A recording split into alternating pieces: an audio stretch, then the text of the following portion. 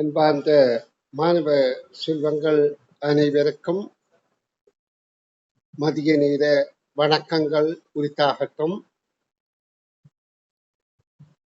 நாங்கள் 2025ஆம் ஆண்டு பரீட்சைக்கு தயாராகி கொண்டிருக்கிறோம். அதாவது பரீட்சை நெருங்குற காலத்திலே அவதிப்பட்டு ஆயத்தமாகிறதை விட பரீட்சைக்கு முன்கூட்டியே நாங்கள் பரீட்சைக்கு ஆயத்தமாகிறதான் சிறப்பான செயல். அந்த வகையில உங்களை பாராட்டி கொண்டு நாங்கள் இப்பொழுது வினாத்தாள் 2க்கு விடையளிக்கிற முயற்சியில ஈடுபட்டிருக்கிறோம்.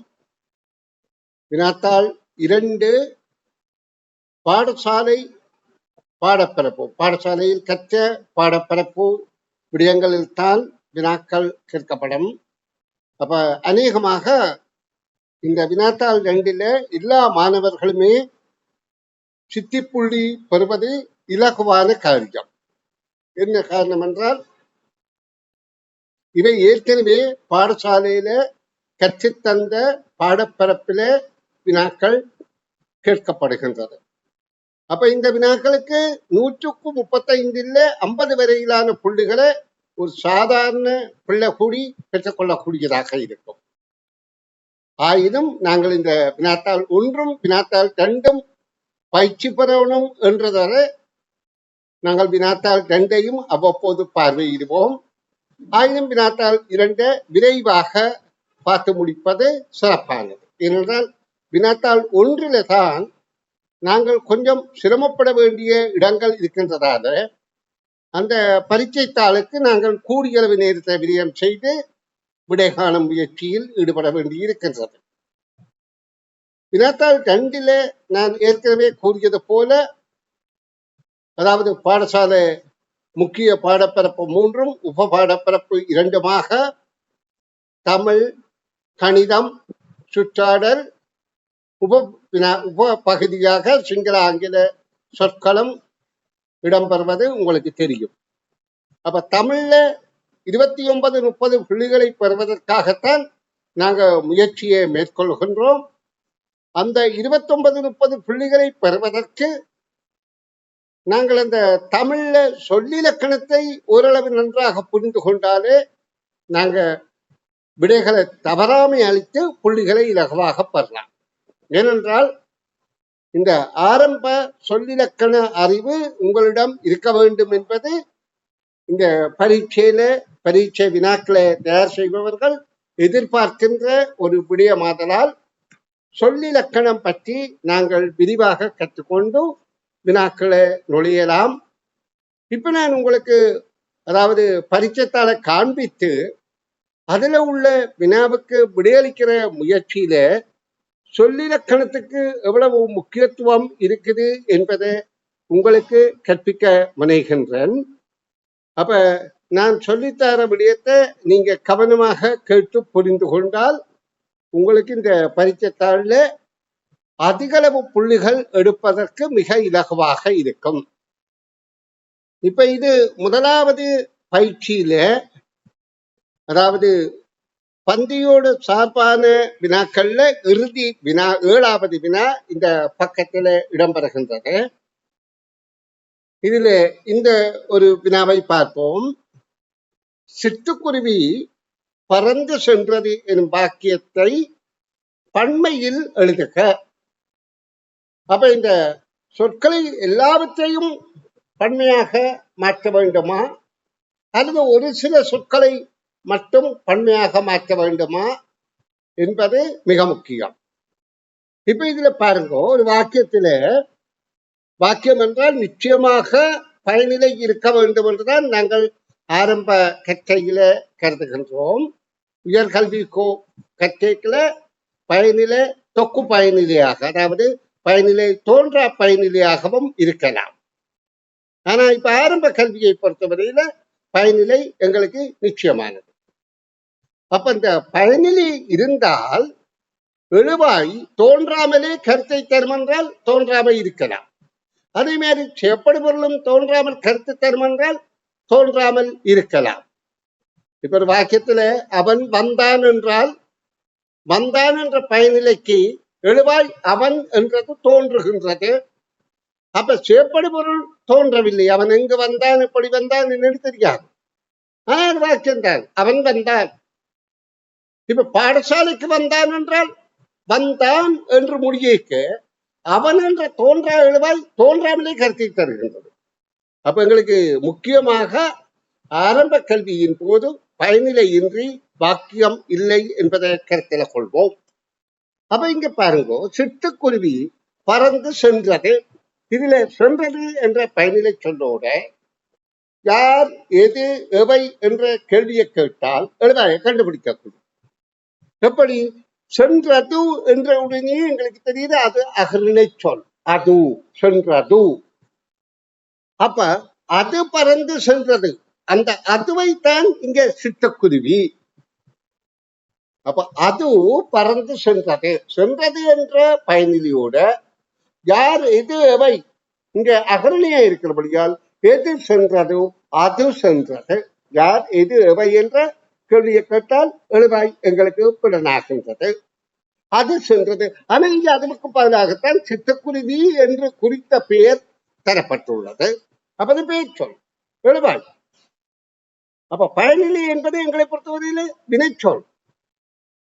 அது பயனிலையாக இருக்கிறது. அந்த பயனிலை சொல்லோட யார் இது எவை என்று கேள்வி கேட்க எழுவாய் எங்களுக்கு தோன்றுகிறது. இப்ப இந்த எழுவாய் பயனிலையை மாத்திரம் கருத்தில கொண்டு நாங்க சொல்லிலக்கண விவரத்தை பார்ப்போம். இப்ப எழுவாய் சொற்கள் அநேகம் எல்லாமே பேர் சொற்களாக இருக்கும். அப்ப எழுவாய் சொல் பெயர் சொல்லாக இருக்கின்றது. பயனிலை சொல் வினைச்சொல்லாக இருக்கின்றது. அப்ப எழுவாய் சொல்லுக்கு திணை இருக்கும், பால் இருக்கும், எண் இருக்கும், இடம் இருக்கும். ஆனா காலத்தை உணர்த்தாது. ஏனென்றால் ஒரு பொருளின் பெயரோ ஒருவருடைய பெயரோ பெயர் சொற்கள் காலத்துக்கேற்ப மாறுபடாது. மணிக்கூடு என்பது இன்றைக்கும் மணிக்கூடு தான், நேற்றும் மணிக்கூடு தான், நாளைக்கும் மணிக்கூடு தான். குமார் என்பவன் நேற்றும் குமார் தான், இன்றும் குமார் தான், நாளையும் குமார் தான். ஆனால் பயனிலை காலத்துக்கேற்ப மாறுபடும். குமார் நேற்று வந்தான், இன்று வருகின்றான், நாளை வருவான். அப்ப வந்தான், வருகின்றான், வருவான் என்பது மாறுபடுகின்றது. அப்ப பயனிலை என்பது காலத்தை உணர்த்தும், எழுவாய் காலத்தை உணர்த்தாது என்பதை நாங்கள் புரிந்து கொண்டோம். அப்ப சொல்லிலக்கணம் என்றால் ஒரு சொல்லுக்கு இருக்கப்பட்ட இலக்கணம், அழகு. அந்த அழகு திணை, பால், எண், இடம். பயனிலை சொல்லுக்கு காலம். அப்ப நாங்க திணை, பால், எண்ணிடம் என்பது ஆரம்ப கற்கையின் போது உயர்திணை அகரிணை என்று படித்திருக்கிறோம். மனிதர், தேவர், நரகர் உயர்திணை எனவும். அதாவது நான் இப்ப உங்களுக்கு மேலோட்டமாக இதுல எழுதி விளங்கப்படுத்துறேன், கவனிங்கோ. சொல்லிலக்கணம் என்பதை நான் இதிலேயே எழுதுறேன். சொல் இலக்கணம் ஒரு சொல்லுக்கு பயனிலை சொல் இலக்கணம். இதுல எழுவாய் அதாவது திணை, பயனிலை என்ற இரண்டு வகையில எழுவாய் பயனிலையில நாங்கள் இருக்கின்ற எழுவாய் பயனிலை, திணை என்பது பயனிலை, பயனிலை என்பது வினைச்சொல், எழுவாய் என்பது பெயர் சொல்லாக இருக்கும்.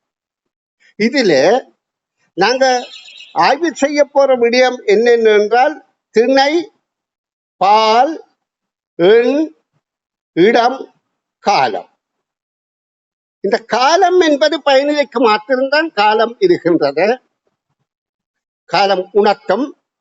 இந்த நான்கும் திணை, பால், எண்ணிடம் பயனிலை தவிர்ந்த சொற்களும் உணர்த்தும் என்பது முக்கியம் என்பதை கருத்தில் கொள்ளுங்கள். இப்ப திணையில 2 வகை உயர்திணை அகரிணை. அப்ப அதனுடைய பயனில உயர்திணைக்கு என்றால் அதாவது வந்தார், இருந்தார், உண்டார், வருகின்றாள், வருவாள் என்ற போன்று அமையும். உயர்திணை பயனிலை சொல்லாக இருக்கும். அகரிணை என்றால் வந்தது, வந்தன என அமையும். அப்ப திணையில நாங்கள் பயனிலையோட பயனிலை சொல்லோட யார் எது எவை என்ற கேள்வியை கேட்டால் எவை என்ற கேள்வியை கேட்டால் எழுவாய் தோன்றும். அதில் எது எவை என்பது அகரிணை, யார் என்பது மாத்திரம்தான் உயர்திணை. அதே போலத்தான் செயற்படுபொருள் என்றால் யாரை எதை எவற்றை. அந்த யார் என்பதை யாரை எனவும், எது என்பதை எதை எனவும், எவை என்பதை எவற்றை எனவும் வினா தொடுப்போம். அப்ப எங்களுக்கு விளங்குகின்றது.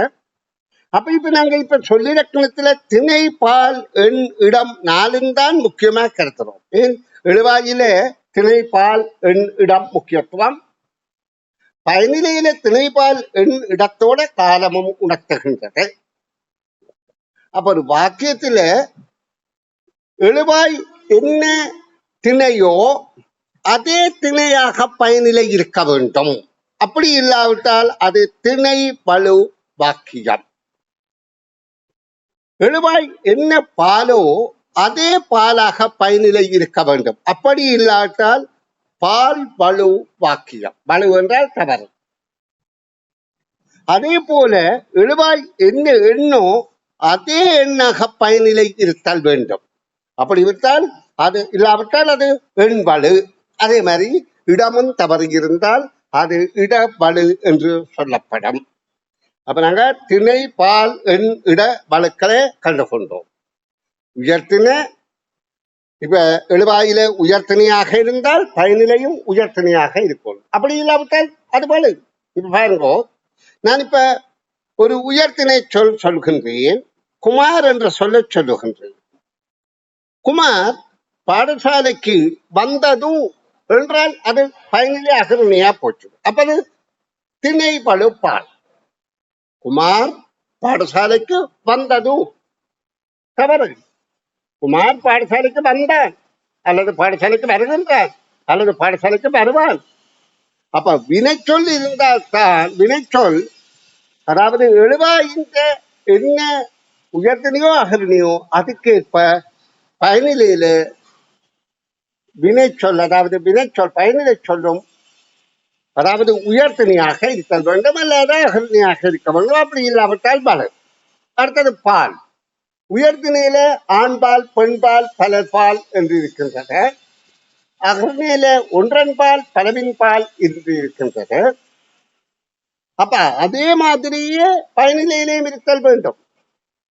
இப்ப அதாவது எழுவாயில ஆண்பாலாக இருந்தால் உயர்திணை பால்கள், ஆண்பாலாக இருந்தால் பயனிலையும் ஆண்பாலாக இருக்கணும். இல்லாவிட்டால் பால்வலு. குமார் என்பது எங்களுக்கு தெரியும் ஆண்பால். குமார் பாடசாலைக்கு வந்தால் இல்லன்னா போட்டால் அது பெண்பாலாக இருக்கின்றது. அப்ப அது பால்வலு. குமார் பாடசாலைக்கு வந்தான். இப்ப இது ஆரம்ப சொல்லிலக்கண அறிவு. இதை நன்றாக புரிந்து கொண்டால் நாங்க வாக்கியங்கள் எழுதியோ பயிற்சி செய்யோ பரீட்சைக்கால் செய்யோ தவறு விடாமல் செய்து நிறைந்த புள்ளிகளை பெறலாம். அப்ப நாங்கள் இப்ப குமார் என்பது உயர்த்தின ஆண்பால் சொல், வந்தாள் என்பது உயர்த்தின பெண்பால் சொல். அப்ப அது தவறு. அது என்ன தவறு? பால்வலு, பால் தவறு. அப்ப நாங்க பால்வலி இல்லாம எழுதணும்னா குமார் பாடசாலைக்கு வந்தான், வந்தாள் என்பதை வந்தான் என்று மாற்ற வேண்டும். அதே மாதிரிதான் மற்றவையும்.